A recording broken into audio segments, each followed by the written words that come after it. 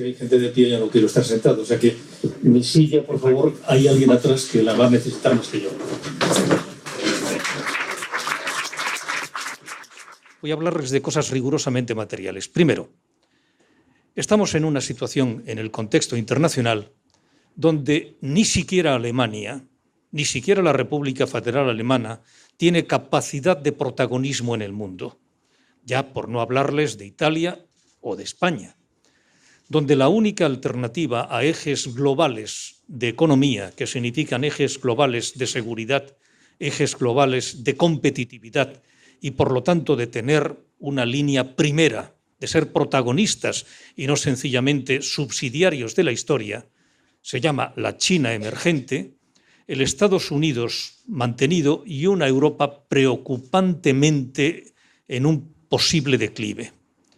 Pero Europa es una absoluta necesidad, porque fuera de Europa, fuera de la Unión Europea, cada uno de los países europeos seremos simplemente un interesante y ameno destino turístico y gastronómico, porque seremos perfectamente irrelevantes, porque no contaremos y habrá dos polos que serán Estados Unidos y China, posiblemente una China en una situación complicada. No quiero hacerles una larga exposición sobre el fenómeno de China, pero China tiene varios problemas. Tiene problemas de contradicciones socioeconómicas internas muy fuertes y de diferencias históricas entre comunidades extraordinariamente importantes.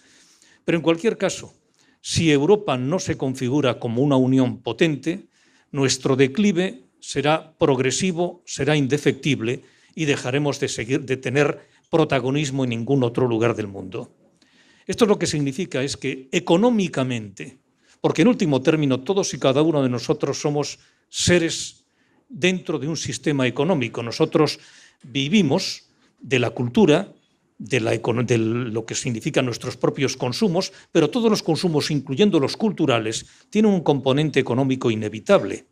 Nosotros necesitamos tener una educación de calidad y eso significa economía. Necesitamos tener una sanidad de calidad y esto significa economía. Necesitamos tener unas infraestructuras de calidad, un transporte de calidad y eso significa economía. Necesitamos tener una justicia de calidad. Por ejemplo, necesitamos tener más del doble de jueces de los que ahora tenemos para que la justicia deje de ser un colapso. No porque los jueces sean unos zánganos, sino porque si ustedes a una tubería de 10 litros de capacidad por minuto le entran 100 litros, revientan la cañería o bien seguirán saliendo 10 o 12 litros, quizás a mayor presión, pero siempre habrá un déficit de 88. Esta es la realidad. Al final todo lo que significa son componentes de cómo somos competitivos, cada uno de ustedes en su trabajo y yo en el que tuve durante 48 años de mi vida, que es la de abogado. Yo era abogado de infantería, quiero decir, abogado de despacho artesanal. Yo no era de despacho, macrodespacho, que creo que es inevitablemente el futuro, pero que no era el mío. Pues yo tenía que ser un abogado que diera un servicio bueno, correcto, porque si no la gente no venía a mí. Y si ustedes lo que tienen es una peluquería o están trabajando en un taller de mecánica o son ustedes vendedores de propiedad inmobiliaria, tienen que dar un buen resultado en su trabajo porque si no se quedan ustedes sin ingresos. Al final, todo lo que es nuestra vida depende de nuestra capacidad de competitividad. Y ahora vamos concretamente a Europa. Europa, la Unión Europea, que es un proyecto lleno de defectos, pero es un proyecto extraordinariamente importante. Es el lugar del mundo donde por accidente y casualidad, no porque nos lo hayamos merecido en virtud de nuestro ADN, de nuestros genes, de Wilfredo el Velloso o de los Reyes Católicos, sencillamente porque un día nos parieron y nacimos acá, vivimos en el lugar que tiene las mejores garantías de libertades, de seguridad, de respeto a los derechos humanos. Es el lugar privilegiado del mundo, por encima de cualquiera otro, en los constantes correspondientes a las determinaciones de cuáles los valores democráticos de respeto de derechos, con independencia, lógicamente, de los países escandinavos, que es Unión Europea, Europa aparece permanentemente en el primer lugar. Pero para seguir siendo eso, tenemos que profundizar en algo que en este momento no existe, que es una seguridad, unos asuntos exteriores, o sea, una política exterior común, pero les voy a hablar de la parte inmediata que en este momento tenemos. La gente que ya tiene algunos años, y yo tengo 71, yo recuerdo que cuando quería viajar a Inglaterra, a Gran Bretaña, para aprender inglés tenía que ir al consulado de Gran Bretaña en Bilbao y pedir un visado. En este momento, cualquiera de nosotros o nuestros hijos han nacido en una situación, ellos, nosotros no, donde con el título de médico puede ejercer desde Lisboa a Helsinki. No tiene que conseguir un permiso de trabajo de Helsinki a Lisboa, donde la moneda es una moneda con la que pagamos en todo el mundo, donde nuestros productos, el que esté fabricando cualquier cosa, tanto desde servicios a producción, puede venderla libremente como si fuera un producto realizado en Premià de Mar vendido a los habitantes de Premià de Mar. Esto es un cambio revolucionario de tal magnitud que, como estamos viviendo en ello, nos parece que es evidentemente inevitable. Para que tengamos una idea, el campo español vive de los subsidios de algo que se llama PAC, que es el Programa Agrario Común. Y sin esta ayuda comunitaria de la Unión Europea, el campo se hundiría. Voy a hablarles en este caso del campo catalán. El campo catalán, ese campo que vota independentismo, recibe 3.000 millones de euros al año. Sin 3.000 millones de euros al año, los payeses catalanes tendrían que comerse sus cerdos, sus ovejas, sus vacas, sus lechugas, su remolacha, su trigo y solo que fuera, porque no tendría capacidad de exportación, ya que tendrían que pagar aranceles por ser extraños a la Unión Europea. Lo mismo sucede con cualquier empresa que, no estando en la Unión Europea, pretenda vender en la Unión Europea, que es el principal mercado que tiene cualquier país del continente europeo. Por lo tanto, salir de la Unión Europea es suicidio directo. Yo, por lo tanto, cuando escucho con una frivolidad que me indigna, porque estamos hablando de cosas que afectan la vida de todos nosotros, que lo que importa es la creación de la República Catalana y que con la República Catalana todo estará resuelto. Yo digo, vamos a ver, si se produce la República Catalana, les voy a leer un párrafo. Por el hecho de ser independiente, aunque vengas de un Estado que es miembro de la Unión Europea, la secesión, esta, no te sitúa dentro de la Unión Europea, te quedas fuera. Eso está claro. Es lógico, hay un reglamento, uno se separa y queda fuera de aquel Estado que forma parte de la Unión Europea y, por lo tanto, como ya no formas parte del Estado, te quedas fuera de la Unión Europea y, por lo tanto, te tendrás que incorporar. ¿Eso quién lo dice?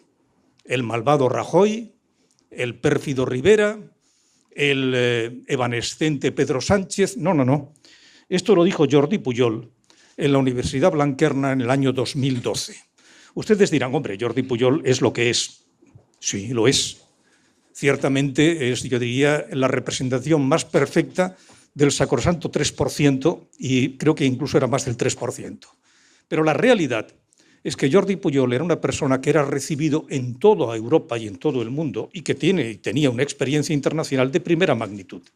Una experiencia internacional que el señor Artur Mas, que jibariza su partido hasta convertirlo en irrelevante, o bien el señor Puigdemont, cuyo mayor éxito ha sido ser recibido por el ministro de Pesca de Camboya, y esto es la realidad porque no lo ha recibido ninguna institución más, que el ministro de Pesca de Camboya, cuando venía en tránsito por Europa, ni siquiera lo recibió allá, ni tampoco al señor Torra, que evidentemente ni está ni se le espera en ninguna Cancillería europea, ni en ninguna institución del Parlamento Europeo, ni de la Comisión Europea, que es el Gobierno de Europa, ni del Consejo de Europa, que está compuesto por todos los presidentes o los miembros de los diferentes ministerios europeos. A nadie, nunca de todos ellos, se le ha ocurrido recibir a estas personas, e incluso cuando en alguna ocasión Artur Mas ha pretendido ser, y lo ha pedido, ser recibido en el Parlamento Europeo, se le ha dado con la puerta en las narices. O sea, el mensaje es nítido y claro, por parte del presidente de la Comisión Europea, la propia Comisión Europea. La Comisión Europea es el gobierno de Europa. Está compuesta por comisarios, que son los ministros, como si fueran ministros, vamos a llamarle ministros, que están nombrados por los diferentes países miembros. Pues bien, la Comisión Europea es la guardiana de los tratados de la Unión Europea, el intérprete del tratado. Por lo tanto, en el club llamado Unión Europea, quien interpreta el tratado es la Comisión Europea. Y la Comisión Europea, por boca del anterior presidente, el señor Durão Barroso, por el presente, que es Juncker, por el vicepresidente, señor Timmermans, por incluso el Comité de las Regiones, donde está representada la Generalidad de Cataluña, en el Comité de las Regiones de la Unión Europea también se le ha dicho la salida del Estado español significa la salida de la Unión Europea. ¿Lo tienen ustedes claro? Se van de la Unión Europea. Hombre, es que mire usted desde Carlomagno, claro, cuando uno lo que escucha es la referencia a la marca hispánica y a Blifredo el Belloso y a las viejas glorias de la conquista de Valencia por el Cid Campeador o por Jaume I el Conqueridor, pues a uno se le abren las carnes, no porque a uno no le guste la historia, que sí me gusta, sino porque más que historia hablamos de histerias y porque no tiene nada que ver con la realidad presente. Uno no está en la Unión Europea porque hace años Carlomagno luchará contra el infiel en las tierras del Ebro. Uno está en la Unión Europea porque primero es un Estado. Y para ser un Estado tiene que reconocerte el Consejo de Seguridad de las Naciones Unidas, que es una cosa que existe.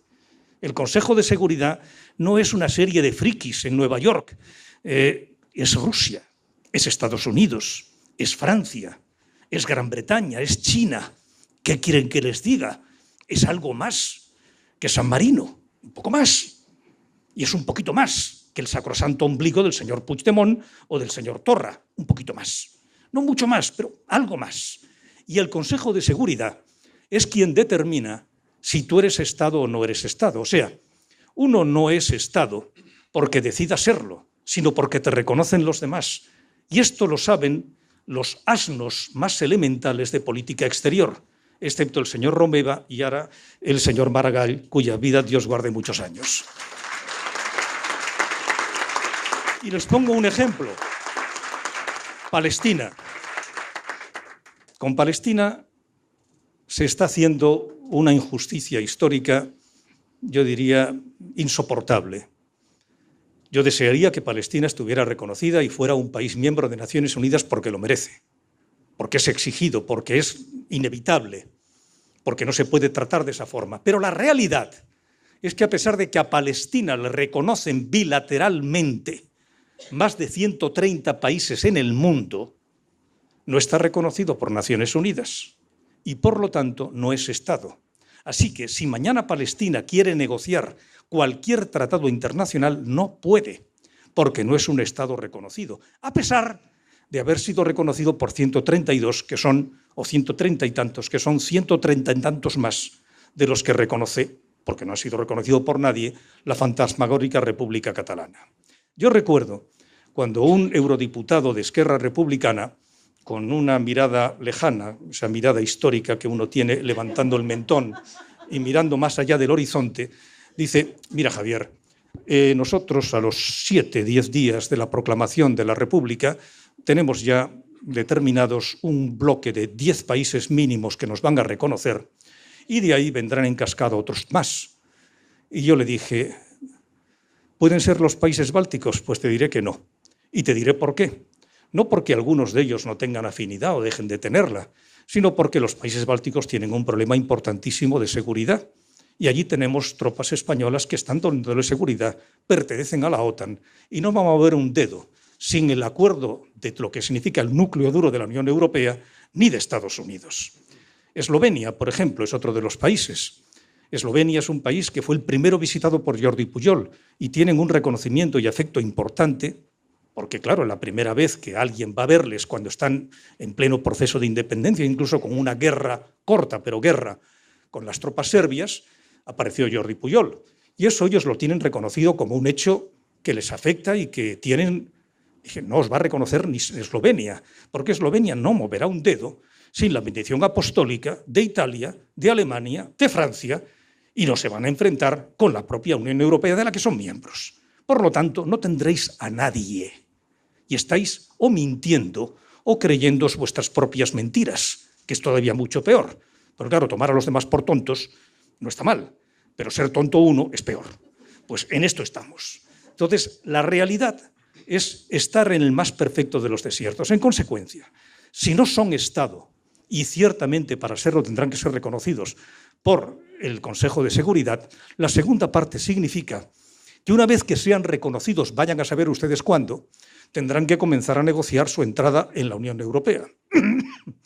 Se ha dicho por activa, pasiva y circunfleja que la entrada va por orden y delante hay bastantes países, pero es que además una negociación con la Unión Europea significa una negociación muy larga que llevará unos 5 o 6 años por lo menos, desde que seas Estado. Y entonces aparecen algunos y dicen algo extraordinario. Yo les aseguro que hay momentos en los cuales uno pasa de la hilaridad a la indignación. ¿Por qué? Porque con las cosas de comer no se juega. Y cuando te dice el señor Maragall, por ejemplo, problema ninguno, porque lo que haremos es estar en lo que se llama el espacio económico europeo, porque ese es un espacio donde existe libre comercio y donde no hace falta ser miembro de la Unión Europea. ¿Saben ustedes quiénes son los miembros del espacio económico europeo? Y te dicen, Suiza, por ejemplo. Claro, Suiza y Noruega e Islandia y Liechtenstein son los países miembros de esta unión, la vieja EFTA. Problema, que primero tienes que negociar con ellos, si te admiten en el club. Y una vez que estás admitido en el club de Noruega, Suiza, etcétera, tendrás que negociar desde el club con la Unión Europea. O sea, tienes el primer escalón, que es entrar en el club de Noruega, Suiza, Liechtenstein, Islandia, para después volver a negociar con la Unión Europea, porque la entrada automática en ese club no significa que estás dentro del espacio económico europeo. Y eso, vuelvo a decirlo, lo saben hasta las acémilas más elementales del universo en política exterior. Por lo tanto, volvemos otra vez a la situación en la cual, saliendo de la Unión Europea, nos encontramos en una situación económica pavorosa. ¿Por qué? Porque nos quedamos sin el euro. ¿Y qué nos dicen? Porque yo lo he escuchado. No hay problema, Montenegro también tiene el euro. Sí, claro que sí. Y miren ustedes, lo puede tener hasta Mongolia. Es problema simplemente de cambiar su moneda en euros, pero esto significa que eres subsidiario de todas las políticas creadas por el Banco Central Europeo sin participar en las decisiones del Banco Central Europeo y sin la cobertura que te da el Banco Central Europeo. Es algo así como si en Premià de Mar algún ilustrado personaje decidiera crear un banco con una moneda llamada la premiarense, sin respaldo de absolutamente nada, eso sí, con una deuda pública descomunal que tendrá que ser cubierta a través de préstamos exteriores. Y la deuda pública catalana es, no porque lo diga yo, sino porque lo dicen las agencias de clasificación, bono basura. Bono basura significa que el único que te presta te va a prestar a un módico interés entre el 18 y el 23%. Entonces, si ustedes tienen un comercio y van a un banco y les ofrecen un magnífico préstamo al 23% o 18%, me da la impresión de que ninguno de los negocios hoy en España, hombre, el tráfico de drogas y la prostitución de lujo sí, pero fuera de eso no veo un negocio que dé más allá del 18-23% más los gastos de gestión, de funcionamiento, etcétera, etcétera, porque el 18-23% es para el banco. Y a partir de ahí es para pagar empleados, para pagar la infraestructura, proveedores, y ahí tienes que tener también tu beneficio. O sea, te tiene que dar un beneficio del 30 y tantos, del 30% por lo menos para ser viable. Y les repito, no se me ocurre ningún negocio hoy en España que dé un 30% de posibilidades. Claro, en el momento en el que planteen la independencia se quedan fuera del euro. Podrán comprar en euros, pero habrá que comprarlos con algo. ¿Con qué? ¿Con el archivo de la Corona de Aragón? ¿Con qué? Que me expliquen, porque es que para uno pedir préstamos en el exterior, el que lo presta te dice ¿con qué me lo garantiza? Y esto no estoy hablándoles de política amplia, le estoy hablando de algo que ustedes conocen si van a pedir un préstamo pues para comprar un piso. Bueno, ¿qué nómina tiene usted? No, yo ninguna. Y, bueno, tengo una deuda sensacional, estoy en quiebra. Bueno, pero no hay problema, pero dígame, es que yo soy catalán, ¿eh? Es que las cosas son así. es que la vida es verdadera. La vida no es filosófico-metafísica. La vida no es faire couler coulombs. La vida no es contar cuentos, es contar cuentas. Es saber que la administración significa hacer frente a una gestión, que la gestión es dar servicios a la comunidad. Y la ideología es magnífica, pero les aseguro que todos los días zamparse un trozo de la estelada es extraordinariamente indigesto, sobre todo porque ahora...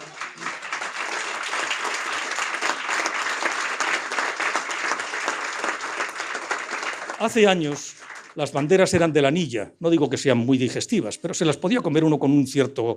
¿Recuerdan ustedes aquella película de Charlotte que se comía el zapato? Pues imagínense ustedes si Charlotte tiene que comerse un zapato de goma. Imposible, por lo menos aquel era de cuero.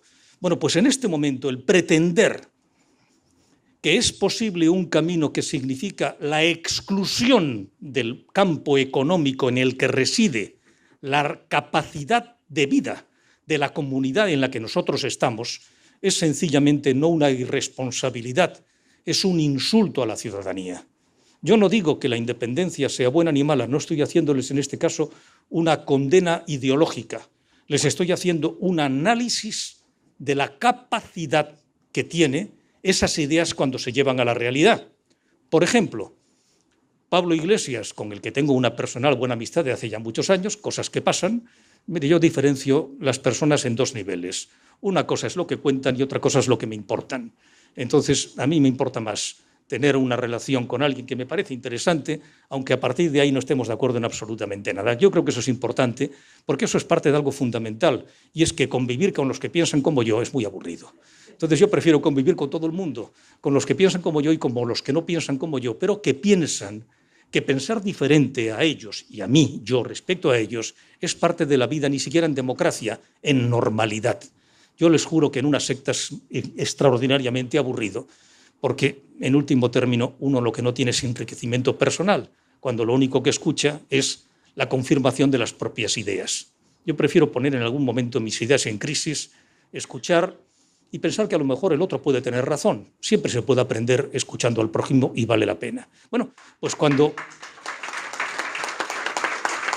Pablo Iglesias habla, por ejemplo, de subir el salario mínimo, que evidentemente es de justicia, lo primero que hay que hacer es con qué se paga. Porque es que las cuentas son las que son y los ingresos son los que son. Dice, bueno, pondremos impuestos a los ricos. Mire usted, poner impuestos a los ricos, que está muy bien, y que como principio yo estoy de acuerdo, tampoco nos da suficiente para resolver el asunto. Dicen, no habrá problema, pondremos impuestos a la banca. Yo también estoy de acuerdo con poner impuestos a la banca. Yo les puedo asegurar que mi relación con la banca, cuando era abogado, fue profundamente tormentosa. Profundamente tormentosa porque me pareció que era una indecencia los privilegios que tenía y tiene la banca. Y permítanme que les cuente algo de la izquierda. La izquierda significa respetar algo fundamental en el que yo siempre he creído: unidad, solidaridad e igualdad. ¿Recuerdan ustedes la historia de las preferentes? Interesante historia, ¿verdad? ¿Me pueden ustedes contar un solo... Bueno, en las cajas, que son las que crean básicamente el gran agujero es de las cajas, estaban sentados sus ilustrísimos culos los responsables y representantes de los sindicatos de clase. Comisiones Obreras, UGT, quizás algún otro sindicato en el lugar donde tuviera alguna importancia, y los partidos políticos, Partido Popular, Partido Nacionalista Vasco, Esquerra Republicana, Convergencia Democrática, Partido Socialista Obrero Español, Izquierda Unida o Partido Comunista. ¿Ustedes recuerdan un solo momento que en una sola reunión de un solo consejo de administración, de una sola caja, en una única vez, alguno de estos ilustres representantes, no ya de la derecha, sino de la izquierda, progresista, dijera, las preferentes es una indecencia y estos contratos no se deben hacer? No podemos seguir haciendo estas hipotecas porque es una pura obscenidad. Esto hay que modificar la ley hipotecaria, el artículo 131 de la ley hipotecaria, que no les voy a aburrir con lo que dice, pero que les da un poder absoluto a la banca para aplastar en procedimientos de ejecución hipotecaria. Es tan sencillo como que tienes el Boletín Oficial del Estado, que es mucho más potente que la división acorazada Brunete, porque con el Boletín Oficial del Estado lo puedes hacer todo. Cuando la izquierda gloriosa, revolucionaria, maravillosa izquierda dijo estos preferentes es una indecencia y no se hacen en esta caja. Porque las cajas las gestionaba. Aquí teníamos una caja que estaba gestionada por el exministro de Defensa, Narcís Serra, miembro del Partido Socialista. Teníamos otras del Partido Popular, del Partido Socialista Obrero Español. Nadie nunca dijo nada. Miren, hay una cosa que a mí me indigna y es el engaño. El toro se le coloca un tapete, la muleta de color rojo y con todos los cuernos el toro va para allá. Yo no tengo vocación de cornudo. Así que cuando me vienen a hablar de las historias y de los cuentos chinos, de que nosotros somos la izquierda y por tanto somos el progreso, para mí la historia y el progreso y la izquierda y la igualdad y la solidaridad y la unidad se actúa, como se dice, el movimiento se demuestra andando. Y por lo tanto no con bellas palabras, sino con elementales realidades. Y en estas elementales realidades es donde tiene que estar algo que es fundamental y quiero concluir como empecé. Yo he pretendido darles ideas y criterios y no moverles las tripas, sino respetarles a ustedes los sesos, el sentido común y lo que es el pensamiento por encima del sentimiento. Los sentimientos me parece que es una forma de manipular y a mí eso no me ha gustado jamás. Muchas gracias.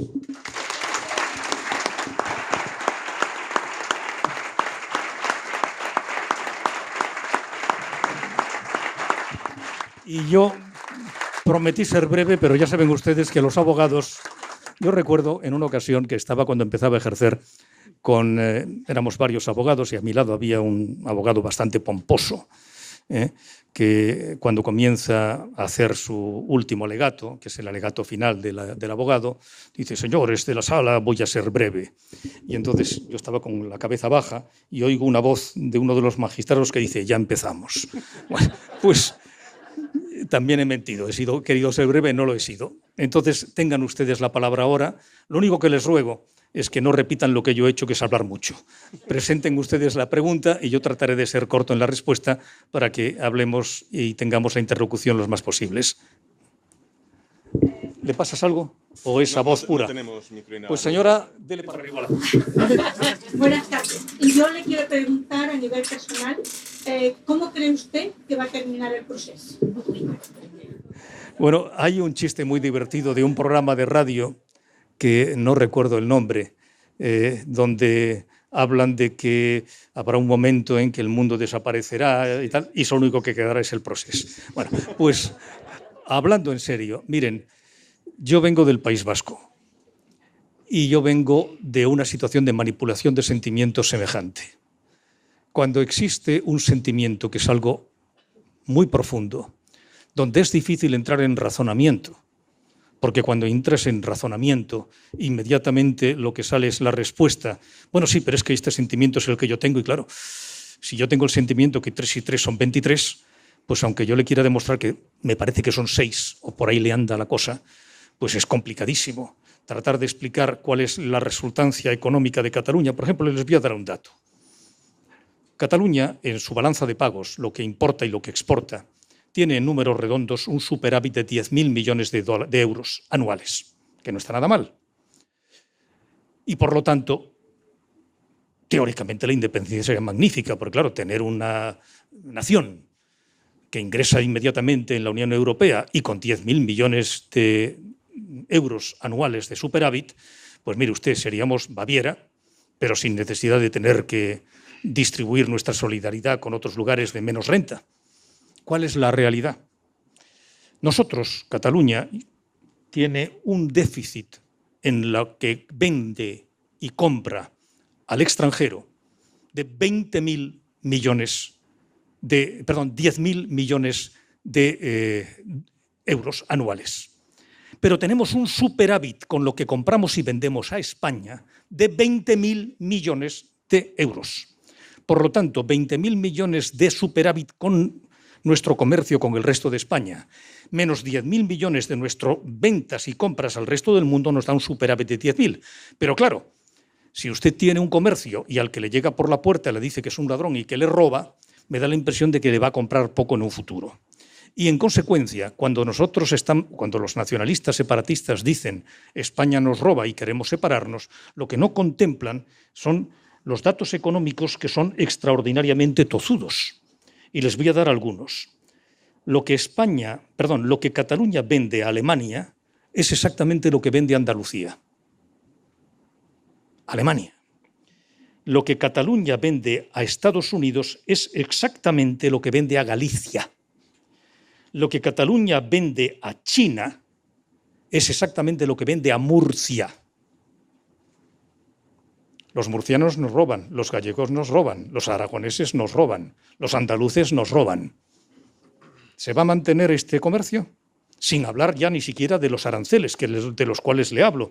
Y entonces hay unos gloriosos que son ya el colmo, yo le diría que es el orgasmo de la estupidez, que vienen a decir no hay problema, porque lo que haremos, como Cataluña está bloqueando el acceso del resto de España a Francia, vamos a bloquear las comunicaciones. O sea, una especie de Albania a lo bestia.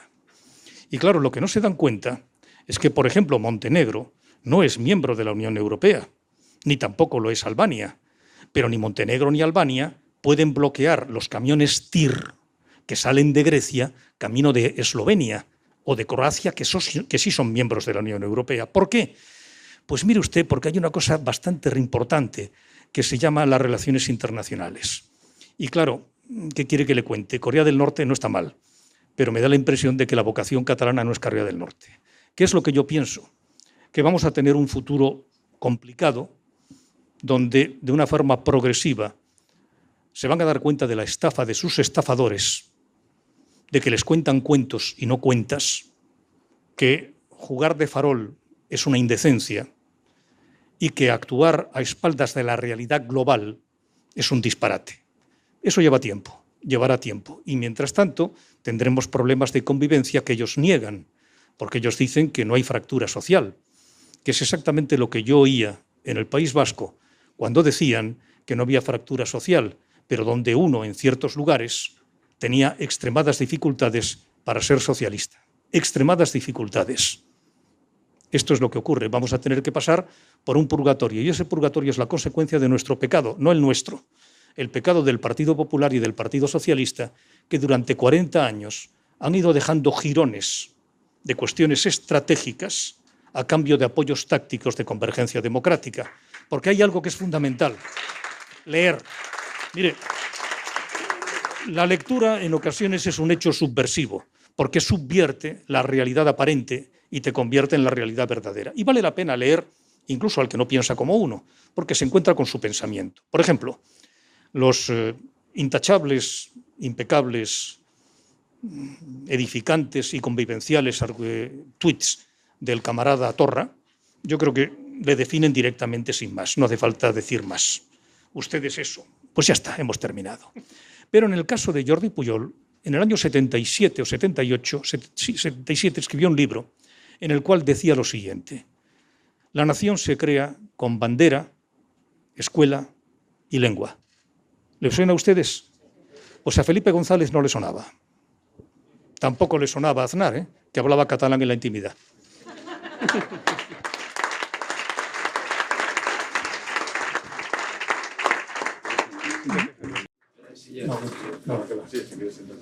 Señor Aznar nos han presentado como eurodiputado y a ese diputado le voy a preguntar: ¿cuántos refugiados la Unión Europea obliga a España a recoger? Tengo entendido que son 16.000, sí, si no me equivoco. Por ahí luego, sí. ¿Y cuál es la multa por la de cada uno que no se acojan? También tengo entendido que es una multa bastante gruesa por cada refugiado que no se acoja. Bien, o sea que la Unión Europea nos obliga a esto. Sin embargo, en un Estado miembro de la Unión Europea llamado España, ha habido una parte de ella que se ha querido seccionar de ella y Europa se ha puesto de perfil. ¿Me podría usted explicar eso, por favor? Pues mire usted, es bastante sencillo. El artículo 4.2 del Tratado de la Unión Europea, que es los estatutos del club. La Unión Europea es una unión de estados soberanos, no es un estado federal. Yo espero que lo sea en algún momento, porque es inevitable que seamos una unión federal con evidentemente soberanías, pero el artículo 4.2 dice que se respetará de forma absoluta la legalidad constitucional, la integridad territorial y la unidad de los países miembros. Por lo tanto, cuando se ponen de frente en función de los propios estatutos básicos de lo que significa la Unión Europea. Esto es la razón por la cual Juncker, Barroso, Timmermans, todos los comisarios, todos los miembros de los diferentes grupos políticos, popular, socialista, conservador, liberal, han dicho que esto es infumable y que evidentemente no están en el tema. En cuanto al sistema de recogida, de distribución por cuotas, yo creo que es absolutamente necesario, pero lo que hace falta además no es tener una comprensión estética del fenómeno inmigratorio. Por mi trabajo de corresponsal de guerra, yo he viajado mucho desde el año 77 hasta el 2000 y pico por el Sáhara. Y he viajado como viajan ellos. Yo he atravesado el Sáhara en varias ocasiones en esos camiones en los que usted ve que hay arriba a 4 metros y pico de altura, con la cabra al lado, una serie de personajes, estamos arriba agarrados a las cuerdas en una situación de curioso equilibrio. El problema no está en la acogida. El problema está si nosotros pensamos que Europa tiene que ser, esto que le digo es políticamente muy incorrecto, pero les voy a decir lo que es la realidad, o por lo menos la realidad que yo percibo. Si pensamos que la solución es acoger a todas las personas que llegan a Europa, me parece una indecencia que esto sea una gincama en la cual los más fuertes, los que tienen más coraje, los sobrevivientes sean acogidas porque por el camino vamos a dejar centenares de miles de muertos que no se ven, que están en el desierto, que están en situación de esclavitud, de servidumbre, ni siquiera de prostitución, de violación continuada en los territorios de Libia y de otros lugares. Cada paso de frontera significa que se paga en carne, o en dólares, o en euros, y si no, en carne. Esta es la realidad.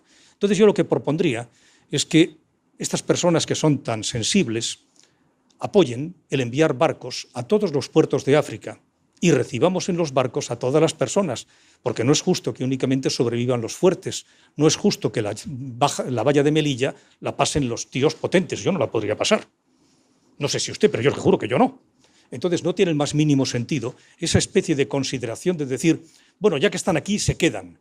Yo digo, es que lo que hace falta, porque hay otra cuestión que tampoco se conoce. Mire, cuando llega una persona a Europa, ha dejado empobrecida a su familia extensa. Eso seguramente no se ha dicho nunca. Yo por lo menos no lo he leído en ninguna prensa, ni lo he escuchado en radio, ni lo he visto en televisión. Esa familia extensa busca al más fuerte, al que tenga más capacidad, más coraje. Venden las joyas, lo poco que tienen. Al decir familia extensa me refiero al padre, la madre, la tía, el tío paterno, la familia amplia. Y le entrega 800, 1.000, 1.500 euros, que es una fortuna que no se puede usted imaginar, que es inimaginable para tenerla una persona. Esa es la inversión. Y esa persona, cuando llegue donde llegue, va a tener que pasar por lo que sea, porque no puede volver a su tierra y decir, he fracasado y os he empobrecido. Y preferirá morir. Y entonces, eso que a mí me parece una indecencia por parte de Europa, que es decir, o por parte de lo que yo llamo la filantropía estética, y es, no quiero ver ese espectáculo. Refugees welcome. Pues refugees welcome, enviamos un barco a Lagos, otro a Douala, otro a Freetown, otro a Dakar, otro a Nuakchot, y embarcamos a todo el mundo que quiera entrar, porque no tiene sentido que únicamente pasen los que sobrevivan a esa infame travesía del desierto o travesía del mar. Y ahora decimos la segunda, hay que desarrollar África. Y yo le digo, estoy de acuerdo. Por ejemplo, Burkina Faso se puede desarrollar y es un país muy pobre, porque tiene una administración seria, hay corrupción como en todas partes, como en Luxemburgo la hay. Pero en fin, es un país posible. Botsuana, Namibia, Níger. ¿Cree usted que es posible desarrollar Guinea Ecuatorial?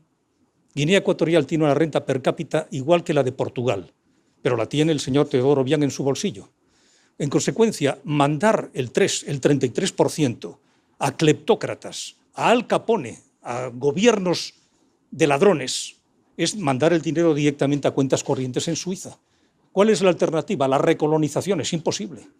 Tenemos problemas extraordinariamente serios cuando se habla hay que desarrollar África. Mi idea precisamente es esa. Y sobre todo mi idea es desarrollarlo con las comunidades locales, saltándonos el ministerio correspondiente en lo que se pueda.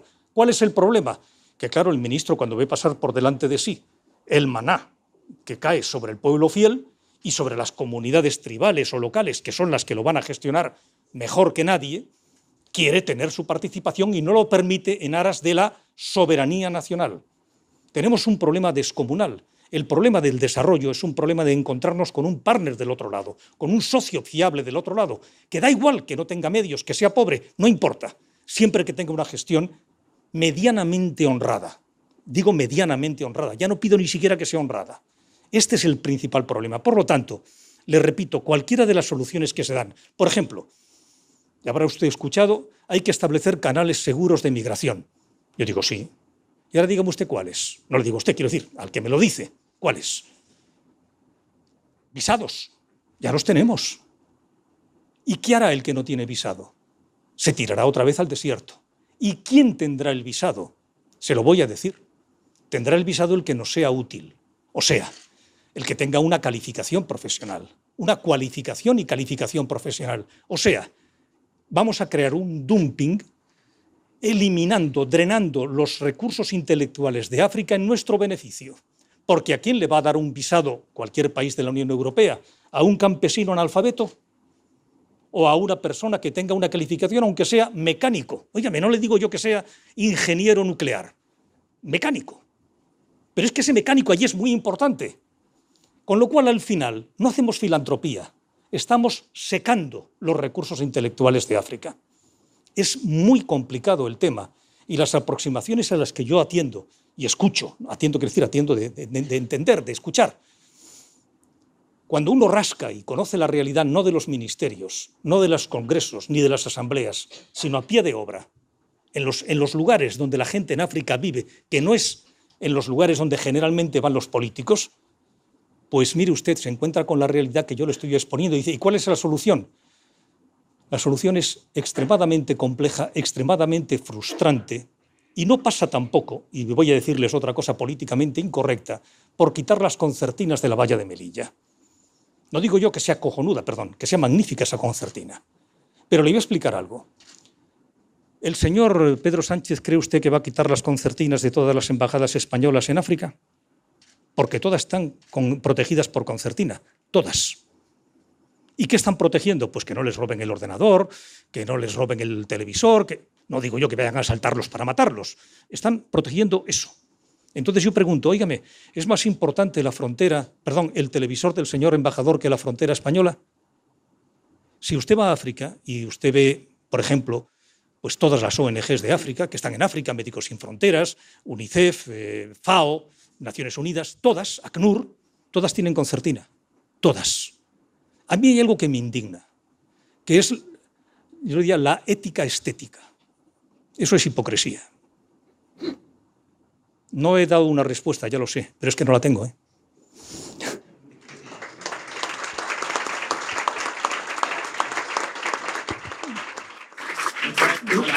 A la primera sí usted muy explícito, pero a la segunda, que pregunta que le hice me parece que no lo he entendido o no lo he seguido. La multa.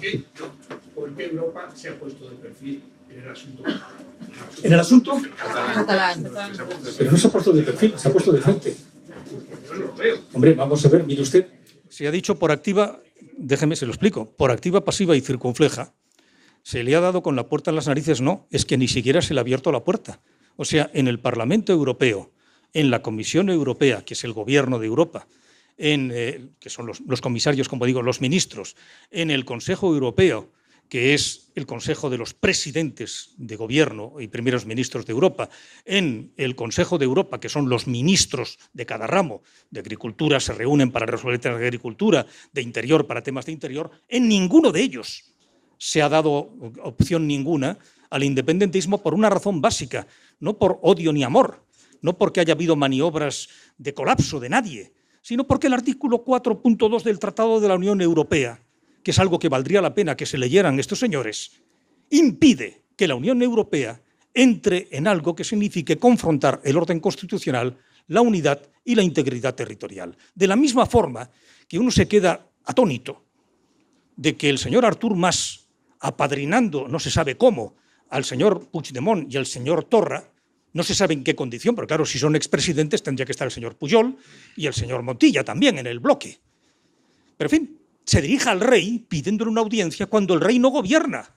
El rey lo que hace es ratificar formalmente los acuerdos del Consejo de Ministros. Por esa razón no tiene imputabilidad porque los acuerdos no son suyos. Entonces, claro, cuando el señor Torra se dirige al rey, yo le diría, hombre, dese una vuelta por la Constitución, que es algo así como si quiere ser usted directivo del Barça, pues a lo mejor resulta que hay que ser socio.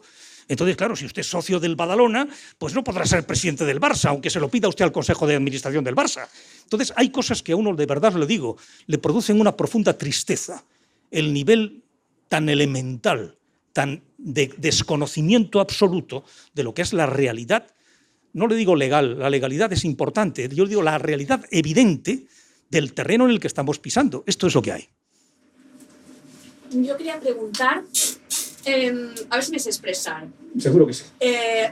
Europa no se ha puesto de perfil, pero ¿cómo decirlo? La justicia alemana, la justicia belga, ha dejado en España, siendo miembros de la Unión Europea, yo creo que con los colores afuera, es decir, que se le llame a un juez español a declarar a un tribunal belga para que dé explicaciones, puede ser que se le haya dado un mensaje, digamos, a los independentistas de no, pero les da fuerza para agarrarse o diciendo, mira lo que opina la justicia belga o la justicia alemana. Vamos a ver. Por un principio de soberanía, en ningún país del mundo se permite, excepto cuando hay un acuerdo internacional, por ejemplo, el Tribunal Europeo de Derechos Humanos, está por encima del Tribunal Constitucional, por encima del Tribunal Supremo, por encima de la Audiencia Provincial de Barcelona y del Juzgado de lo Penal 27 de Barcelona. Le digo todo el recorrido. Pero eso es porque España, como miembro de la Unión Europea, determina que su justicia está contemplada por un tribunal superior paneuropeo, que es el Tribunal Europeo de Derechos Humanos. Porque si no fuera así, no podría ser posible. Por ejemplo, si mañana España declara la guerra a Mongolia y se produce la colonización por parte española de parte del territorio mongol, que es lo que hacen los israelíes en Palestina, terminaríamos en el Tribunal Penal Internacional por crimen de guerra. Está definido en nuestro Código Penal. ¿Por qué? Porque España es suscriptora del tratado creador, en el Tratado de Roma, del Tribunal Penal Internacional. En este sentido, si alguien entiende que un juez ha cometido prevaricación o que un juez le ha perjudicado, uno puede actuar de dos formas. Si el perjuicio es un perjuicio, que le digo yo, por retraso absoluto, puede haber una indemnización económica por parte del Estado, por la misma forma que le digo yo, que hay una carretera que tiene baches y usted se pega una castaña descomunal, la culpa es del ministerio que tiene que tener la carretera en función, o un juez que actúe. No le digo que cometa el delito de prevaricación, o sea, de una resolución ilegal, injusta.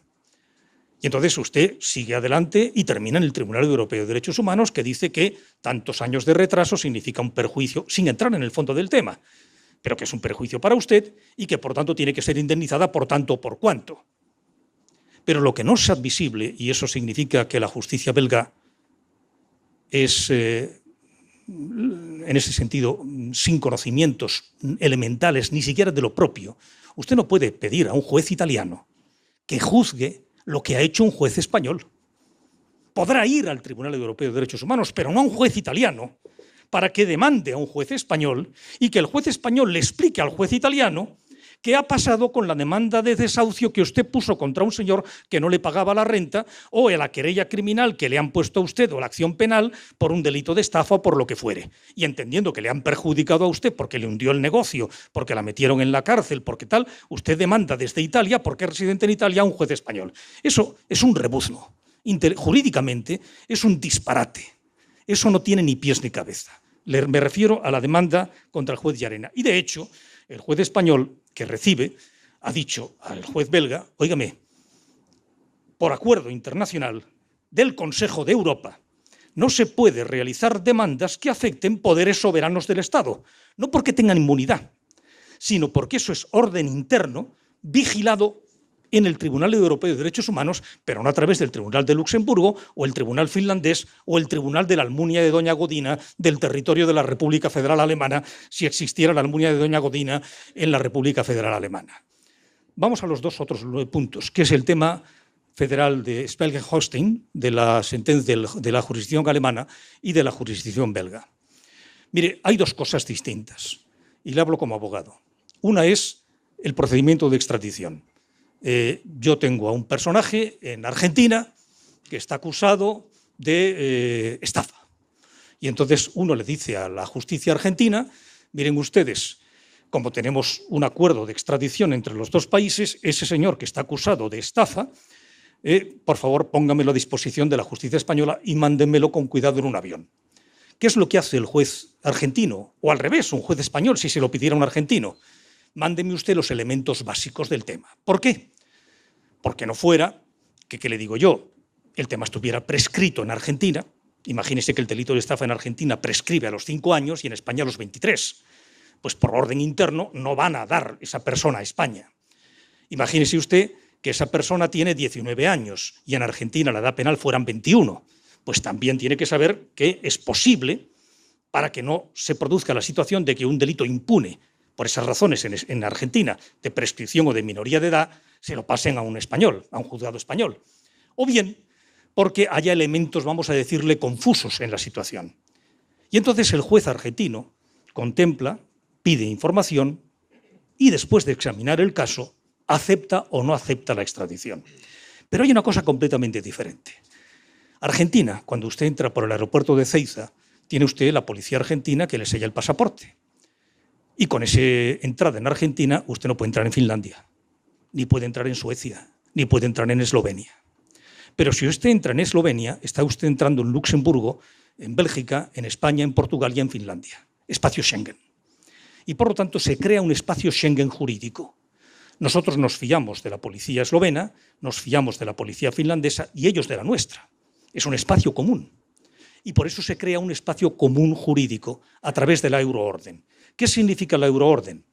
Se contempla si está prescrito por orden interno del país, no sea que, otra vez, la prescripción en Alemania fuera tanto o cuanto, y por lo tanto eso es lógico. La edad penal también, y si el tipo, la descripción del delito que se determina está contemplado en el orden interno alemán. Imagínese usted, le pongo una cosa muy exagerada que no es. En España, durante la época de la dictadura y desde siempre, hasta el año 70 y tantos, había el delito de adulterio. Bueno, pues imagínese usted que nosotros mantuviéramos el delito de adulterio. Pues evidentemente en Alemania, ¿qué me cuenta usted? Esto no existe en la justicia alemana. Bien, y por lo tanto no entregarían por euroorden. Lo que no puede hacer ningún tribunal europeo es entrar en el fondo del tema para ver si hay razón o no razón suficiente, porque eso es un procedimiento de extradición. Y en consecuencia, cuando Alemania o cuando Bélgica entran, están reventando la euroorden y están creando un problema descomunal, y le digo la razón. Hace 1 mes y medio o 2 meses, Alemania pidió la extradición de un alemán a España. Y el fiscal de la Audiencia Nacional, que es la que se encarga de euroorden, de la gestión de las euroórdenes, es la Audiencia Nacional, el órgano que acepta o no acepta, hizo una resolución impecable donde determinaba qué es lo que significaba la euroorden. Y de una forma directa dijeron que sin entrar en la valoración de la prueba de la que está excluido por el propio concepto de euroorden, se entregaba ese señor a la justicia alemana. Estaban diciéndole, óigame, entiendan ustedes, señores de Schleswig-Holstein, lo que significa la euroorden, entiéndanlo, porque están ustedes reventando y convirtiendo la euroorden en un procedimiento de extradición. Jurídicamente, está poniéndose en tela de juicio el espacio Schengen jurídico, que es extremadamente grave, extremadamente grave. Entonces, lo que resuelva la justicia belga o la justicia alemana lo veremos, pero nos podemos encontrar con algo fastuoso, y es que España pide a Alemania, creo que son 40 euroórdenes al año, más o menos, por delitos varios, pero Alemania 250 y tantas, 260, 250. Pues mire usted, el camino de Bonn, o en este caso de Berlín a Madrid, es el camino de Madrid a Berlín. Así que nos vamos a encontrar con una situación que es mala para todos. En cualquier caso, la justicia alemana es independiente y cuando no me guste lo que diga la justicia alemana me aguantaré. Y habrá que modificar para crear una legalidad clara y rigurosa que se corresponda a lo que son los principios de la orden. Lo que yo no haré nunca es descalificar la justicia alemana. Podré criticarla, pero no lo voy a descalificar jamás. O sea, cuando la justicia me dé la razón, contento. Y si no me la da, entonces la rechazo. No. Acepto las dos, en una estaré más feliz y en otra menos feliz. Y le diré algo más. Delito de rebelión y sedición, porque es que vale la pena entender las cosas. En el año 1995, Juan Alberto Belloc, ministro de Justicia e Interior, que es un buen amigo de los tiempos en que militábamos juntos en el PSOE, pues redacta un nuevo Código Penal. Y ese Código Penal pasa por el Congreso de Diputados y se vota a favor y en contra. En ese Código Penal se modifica el tipo de rebelión y de sedición. Y se redacta de una forma concreta.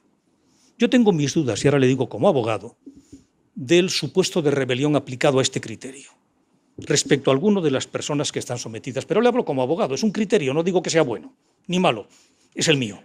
No tanto respecto al de sedición, que para mí es espectacular, es clarísimo. Rebelión no sé si mucho.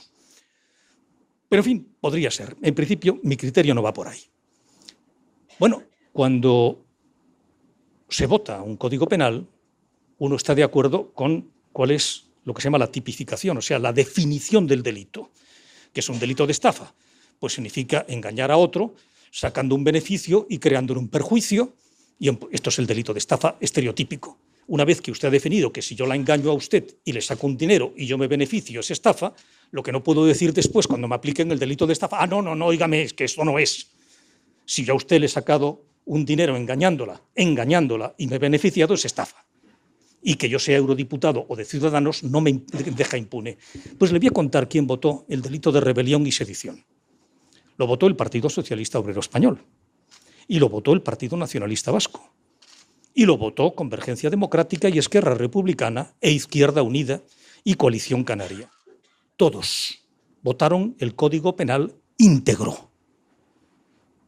¿De qué se quejan? ¿De que se les aplique? Eso me recuerda mucho en el franquismo aquella frase de «usted no sabe con quién está usted hablando». Pues mire usted, está usted hablando con el Código Penal que votó usted, no haberlo votado.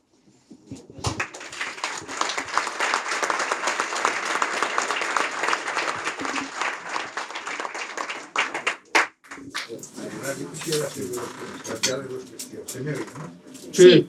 Quisiera plantearle dos cuestiones. Primero, ¿cuál es su opinión sobre este tema que se está llevando estos días a cabo, de la solicitud, demanda, dígase como quiera, a su majestad el rey sobre las declaraciones que hizo sobre Cataluña? Esto sería el primero. El segundo sería, señor, a ver, ¿cuándo lo vamos a volver a ver por televisión, a escuchar por radio en sus magníficas tertulias? La segunda es nunca. Miren, todo pasa y todo queda, como decía Machado, pero lo nuestro es pasar. Yo quiero decirle, he sido inmensamente feliz en el programa de Luis del Olmo, donde aprendí una barbaridad, porque era un programa donde se debatía y donde no se rebatía. O sea, en este momento, en los últimos programas a los que yo he ido, y a lo mejor soy culpable de ello también yo, o sea que no me excluyo, uno lo que era consciente es que escuchaban para negar. E iban creando el contraargumento a medida que escuchaban, porque no escuchaba ni Dios. O sea, era, espere que vamos a ver por dónde te agarro. O sea, no había la capacidad de decir, pues tiene usted razón. Yo le pregunto, ¿en qué debates ha escuchado usted en televisión o en radio que alguien diga del otro, es verdad lo que usted dice, tiene usted razón? Y después sigan en contradicción en muchas otras cosas. Óigame, y sobre todo hay algo que es terrible, que es la predictibilidad. O sea, uno sabe perfectamente lo que va a decir aquel de allá.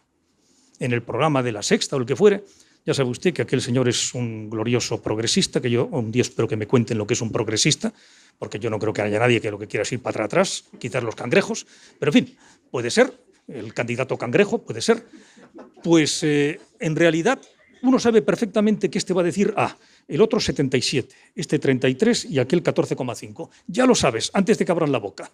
Y que además va a ser en contradicción absoluta porque nadie le va a decir al otro, pues tiene usted razón. Entonces, claro, en una situación en la cual nadie tiene razón más que la que uno posee y que uno no debate sino rebate, Y repito, posiblemente habré sido yo también tributario de eso, ¿eh? O sea, no me excluyo, pero hay momentos en los que quizás por tener una distancia de uno mismo, o quizás por la edad, yo creo que es la edad, ¿eh?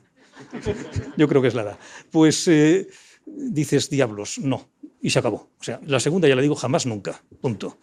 Quizás vaya a un lugar de una persona que me merece un enorme respeto para decir en una corta entrevista, esta es la última, quizás, ya lo veremos. Pero en fin, tampoco se le diré cuál va a ser porque mejor que se la pierda. Y la primera parte del tema era, perdone usted, se me ha ido el santo al cielo, la monarquía. Vamos a ver, miren, yo soy un monárquico occidental. Evidentemente la monarquía es un hecho mítico que tiene poco de lógico, porque que un jefe de Estado sea por vía de descendencia es como ser ministro del Interior porque tu padre lo fue. Pues no sé, no tiene mucho sentido. La realidad, y le digo desde un punto interno republicano que he tenido toda mi vida, que es la coherencia en lo que es más lógico, es más barato. En este momento la monarquía nos sale más barata. Y yo les hago una pregunta. Si en vez de tener un rey tuviéramos un presidente de gobierno, piensen ustedes en el mejor presidente de gobierno. Piensen en uno. Piensen en el que ustedes quieran, no sé, el mejor que ustedes crean.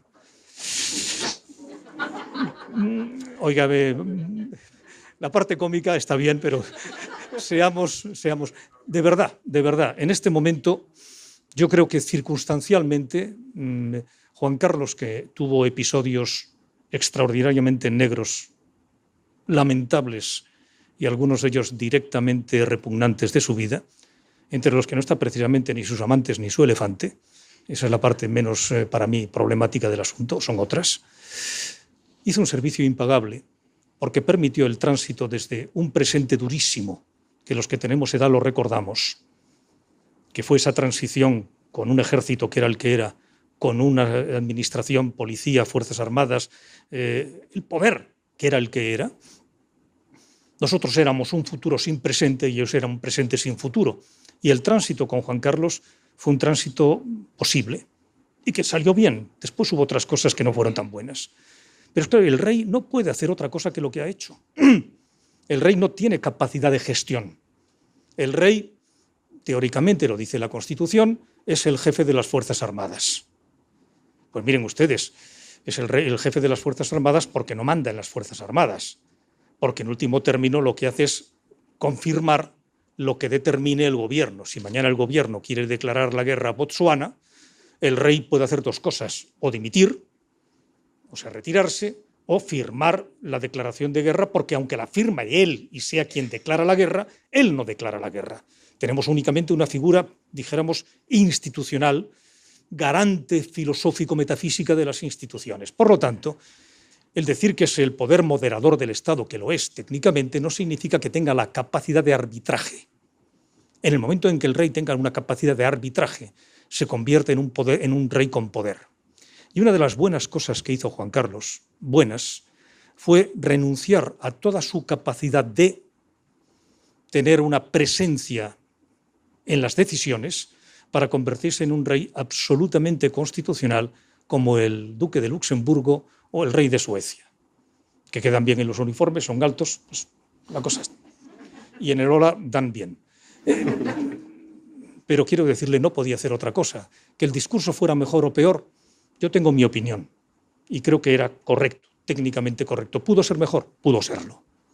Pero ante una situación tan extraordinariamente dura como una fractura, no del orden constitucional como filosofía, sino de la convivencia general que estructura la Constitución española, o la Constitución francesa, o la belga, o la que fuere, cuando uno se coloca fuera de la Constitución y del Estatuto, uno que no puede andar es con medias tintas, sino claramente decir que la legalidad, ni siquiera la legalidad, que la convivencia garantizada por la legalidad, eso tiene que cumplirse, pero no porque sea una especie de mandato divino de imposición, sino por lo que es lo que nos garantiza el que su seguridad y la mía existan y que mañana no venga alguien y nos detenga porque tiene el poder de hacerlo. Nos garantiza el orden legal, estatutario y constitucional, que saltó por los aires el 21 de octubre o el no sé cuántos, fin, cuando hicieron aquella especie de declaración de, espere usted que me entra la risa, y declaro la independencia y me voy mañana. Pues es inevitable. Sí. Una pregunta sobre lo que hemos explicado antes. Estos señores, los de España, cada día cuando salen ya hay una orden como la que está teniendo el señor Joseba. Dicen, no, pues vamos a hacer esto.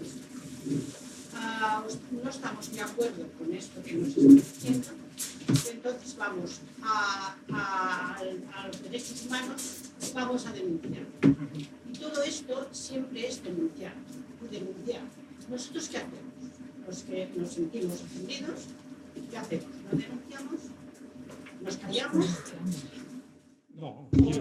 No. Vamos a ver. Óigame, estos señores pueden denunciar, no le digo yo, pueden denunciarlo si quieren a la OTAN o al Congreso Filatélico. Óigame, que no hay problema.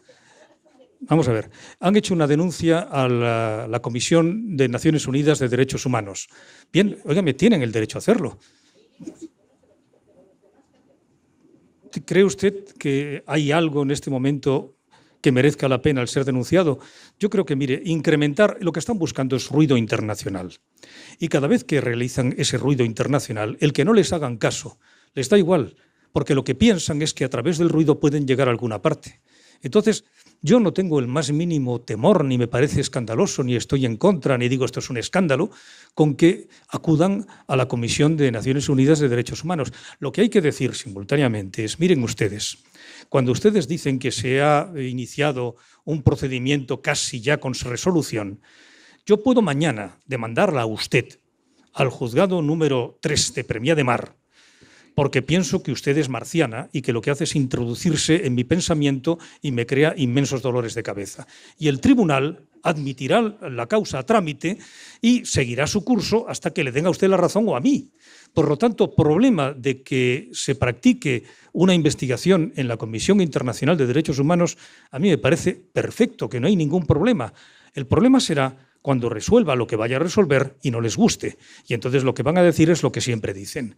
Que acudan, por ejemplo, como he dicho, a la justicia belga y el juez belga le plantee el esperpento que les he comentado anteriormente, dígame, problema ninguno. Esto sencillamente es, van a encontrarse con la realidad en cualquier lugar al que vayan.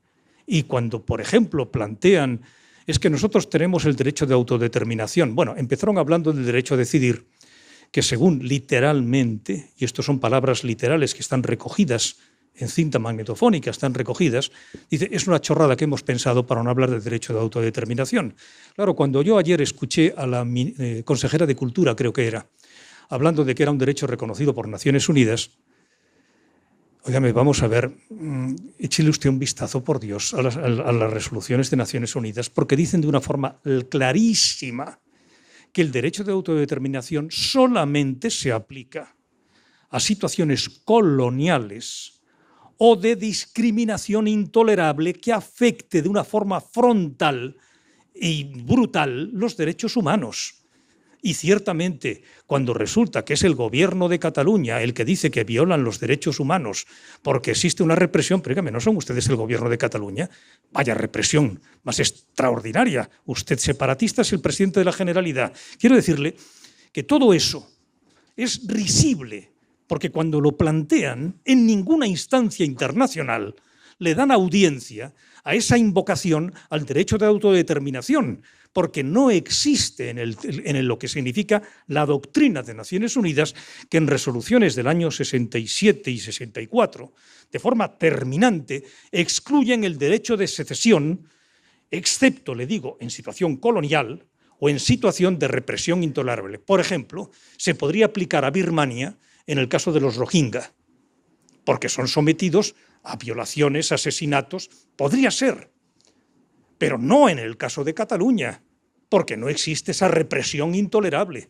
Nadie lo ha planteado siquiera porque saben que van destinados al ridículo. Por lo tanto, uno puede, mire, le voy a contar algo más. Le diré, ¿sabe lo que se dice de los abogados? Que los abogados tenemos tantas opiniones como clientes. Entonces, lo que importa no es la opinión, sino el contenido. Y cuando yo le explico, no mi opinión de que me parece bueno, me parece malo, de que tal, sino, mire usted, la resolución, le podría darle el número, es la 1500 no sé cuántos, año 64, año 66 o 67, son dos. De una forma rotunda determinan que el derecho de autodeterminación está únicamente aplicable a esos dos supuestos. Y en ninguno de los dos entra desde luego. Y ni siquiera lo han planteado, porque eso lo podrían plantear, por ejemplo, en el Comité de Descolonización de Naciones Unidas. Ahí podrían plantearlo. ¿Por qué no lo plantean? Porque saben, pero escúcheme, yo no lo excluyo, ¿eh? O sea, yo creo que la capacidad del ridículo es infinita. O sea, que espero que lo hagan.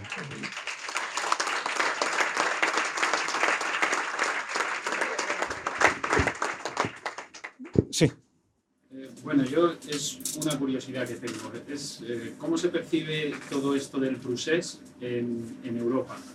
Te lo digo. Me da la sensación, también que se ha invertido mucho dinero por parte del Diplocat para blanquear toda esta imagen, ¿no? Y yo creo que una cosa quizá es lo que hacen los parlamentarios europeos, ¿no? Por una cuestión de principios, ¿no? Porque lo tienen estipulado o así, o sea que todo el tema de la secesión lo tienen que tratar de una determinada manera, pero yo creo que lo que es en Europa, en lo que sería el pueblo llano, todo esto se percibe de otra manera, quizá por todo lo que hemos estado viendo por parte de la prensa. Entonces, no sé, bueno, era para que me dieses tú. Hay algo que nosotros en Europa tenemos claro, y me refiero a los diferentes grupos que constituyen el Parlamento Europeo, diputados españoles. Y ahí también te incluyo a diputados de Izquierda Unida, ¿eh? Que son valores comunes, intereses comunes por encima de diferencias ideológicas puntuales. En el Parlamento Europeo hay un grupo de independentistas, son 30 y tantos, que son los flamencos, que son los irlandeses, que hay algunos croatas y eslovenos por razones históricas lógicas o claras o lo que fuere. Están también algunos escocés, y se me olvida alguno más, dan esos 30 y tantos, y algunos británicos que están para tocar los semejantes, pero como se van ahí dentro de 10 minutos ya no los cuento, ¿eh? Y todo eso hace 30 y tantos. Por lo tanto, no es verdad que los parlamentarios europeos tengamos un mandato que nos obligue a tal o cual cosa. Cada uno piensa como piensa. La realidad del Diplocat es que, vamos a ver, cualquier inversión tiene que tener un resultado. Porque si el resultado es cero, la inversión es ruinosa. Uno no pide que ponga uno un grano de trigo en el tierra y me dé ya la espiga. Pero hombre, al cabo de 10 años, si no ha salido ni una brizna, es que o no hay trigo, o el suelo no da, o el agricultor es un vaina, o no hay nada que hacer. Pues dígame, es que no ha dado nada. O sea, le repito, el resultado del Diplocat es el siguiente. Una conferencia en la universidad una de las universidades que hay en Copenhague, donde además quien presentaba a Puigdemont lo destrozó, no hay más que ver YouTube, era quien lo presentaba, o sea que no le estoy hablando de quien lo presentaba. Otra historia, de conferencia en la Universidad de Ginebra o de Zúrich, en Suiza. Otra conferencia, juraría que en Escocia, si no me equivoco, una reunión con el diputado representante de los lapones, Sami, de Finlandia, que duró un ratito como diputado porque ya no lo es, y el ministro de Pesca de Camboya. No hay más.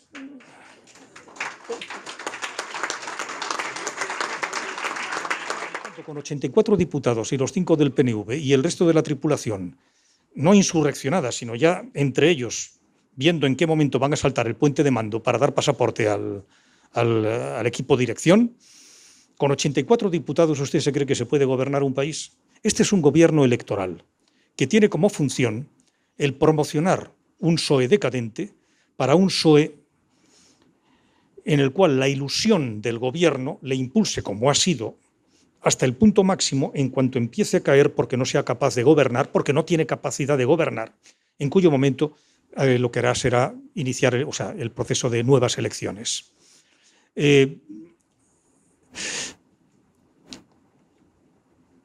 Yo no veo, en consecuencia, ninguna posibilidad. Bueno, y en Europa se le percibe como un gobierno de extrema debilidad como consecuencia de sus 84 diputados. Vea usted una cosa muy significativa. Por una parte, Pedro Sánchez no ha querido decir, porque la proposición que le hizo Ciudadanos es, óigame, lo que hace falta es un gobierno que gestione. No estamos ante una interinidad y, por lo tanto, tenemos que ir a elecciones. Algunos dirán, hombre, es que le venía a usted bien. Yo le voy a decir la realidad. Yo estoy en el Comité Ejecutivo de Ciudadanos. Nunca hablamos de lo bien que nos iba a ir. Lo que decíamos es que era necesario que hubiera un gobierno constituido fuerte y viable, y que ese no podía ser el gobierno del Partido Popular, ni un gobierno indefinido del Partido Socialista sin mayorías de apoyo. Y cuando Pablo Iglesias habla del apoyo al Partido Socialista, no hay tal apoyo. Hay, aquí te espero, porque el objetivo es el objetivo que tiene. Por lo tanto, esto va a durar, mire, si usted tira una piedra, la piedra no tiene capacidad de impulso, es su músculo que la aguanta. Cuando esté alta y empiece a caer, la velocidad de caída es progresiva y la caída es cada vez más profunda. No van a llegar a eso. Cuando empiecen a percibir que cae, entonces producirán. ¿Por qué? Le comentaré. Yo estaba convencido que lo primero que iban a hacer iba a sacar a Franco del Valle de los Caídos. Si le digo la verdad, me parece correctísimo. O sea que no hay nada que opinar, claro que sí. E incluso yo llego más. Yo creo que habría que desacralizar el Valle de los Caídos, habría que eliminar la abadía benedictina, habría que crear allí un centro histórico, no de memoria histórica, con sus amigos, sino que la Academia de la Historia cree un cuerpo de investigación donde el que esté interesado que acuda allá y que se encuentre con la documentación y con los estudios correspondientes y que la Basílica se convierta en un centro de exposición de la tragedia de lo que fue la Guerra Civil. Creo en eso. Y sacar a Franco, pero le voy a decir algo más. Mire usted, a Franco ya se acordó sacarlo durante el mandato de Zapatero. Y les contaré algo que me contó uno de los ministros de Zapatero. El acuerdo que habían tomado con la hija de Franco, con Carmen Franco, es sacar el cuerpo de Franco en discreción y en respeto. Problema ninguno, absolutamente ninguno. Y querían llevarlo al Pardo, donde está enterrada su esposa y ahora está enterrada su hija. Problema ninguno, pero pidieron discreción. ¿Qué pasó? Que un ministro socialista se le fue la boca y entonces dijo: a este dictador fascista hay que sacarlo de allá, etcétera, etcétera, etcétera. Y claro, como es un centro religioso sometido al concordato y como además depende de la voluntad de la familia, porque yo no puedo sacar un muerto del cementerio donde está un familiar de usted si usted no quiere, o si quien controla el cementerio, si fuera un lugar religioso, me lo permitiera. Pues no hubo manera. Entonces, todo esto es cuento e impostación y exageración, porque ya estaba acordado y porque nadie lo discute. Pero lo que hace falta es crear tambor y ruido. Entonces, de lo que se trata es de ir creando medidas espectaculares, hacer un gobierno espectáculo, porque no pueden hacer un gobierno de gobierno, porque no hay capacidad de gobernar. Le daré otra. Radio Televisión Española, hombre, no llega a los récords olímpicos de TV3, pero no está mal, no está mal. Y tanto el Partido Socialista como Podemos, como nosotros, estábamos absolutamente de acuerdo que había que crear una televisión española neutral. ¿Cuándo? Cuando gobernaba el Partido Popular.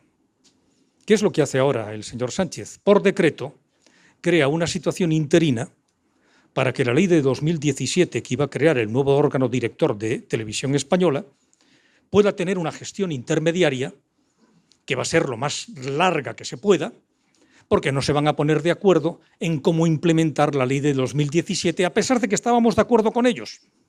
Pero ahora que gestionan televisión, lo que necesitan es una televisión, vamos a decir, que les sonría un poquito más que a los demás.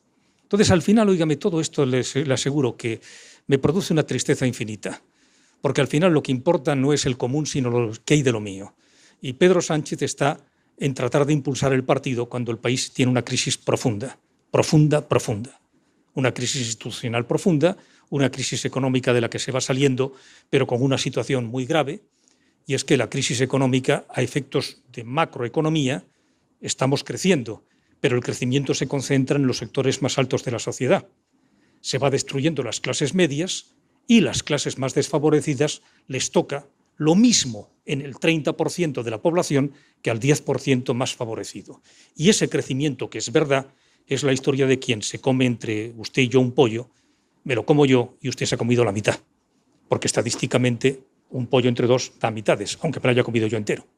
Entonces, eso es para mí la tragedia y el problema, resolver los problemas y no convertir la política en cómo puedo yo llevarme la mejor tajada.